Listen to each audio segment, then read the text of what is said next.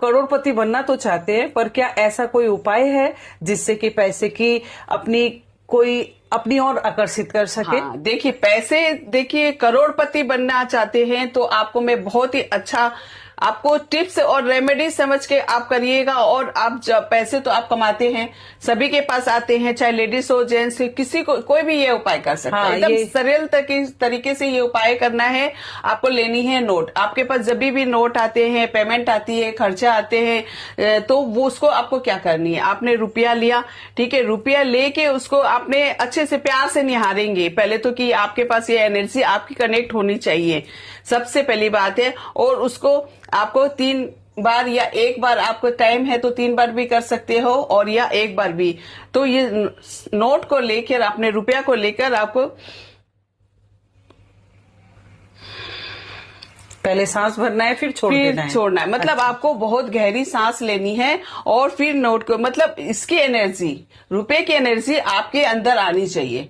तो क्या है कि आप जैसे किसी चीज की फीलिंग करते हैं या प्यार होता है किसी से, तो आप कैसे फीलिंग करते हो, वैसे ही आपको रुपए की फीलिंग करनी है। और देखिएगा जिस काम के लिए आपने रुपया दिया, क्योंकि वो एनर्जी आपसे कनेक्ट हो चुका है, तो वो एनर्जी घूम फिर के आपके पास 10 गुना होकर आएगा।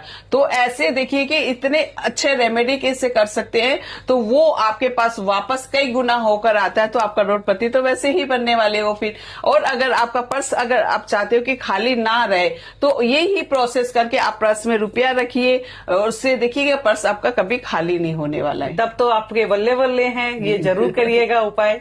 तो एक और क्वेश्चन है रेणु जी। जी बोलिए। परेशानी पीछा नहीं छोड़ती है।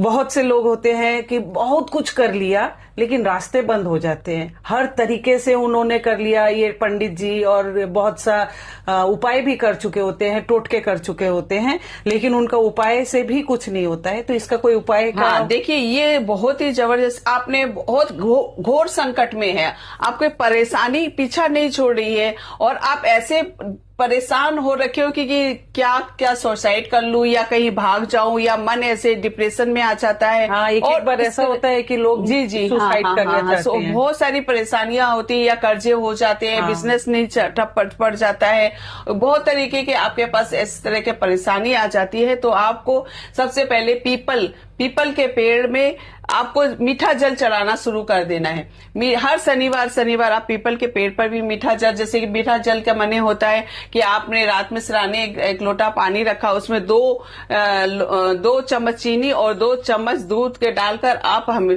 पीपल के पेड़ पर चढ़ाना शुरू करिए, और वहां प्रार्थना कीजिए कि मेरी जो भी ये प्रॉब्लम है, संकट है, घोर संकट से आप परेशान हो रखे, कर्जे हो रखे, बीमारी हो रखी, मतलब सारी समस्या का जो भी है आपके साथ इसमें आपको मिल जाएगा।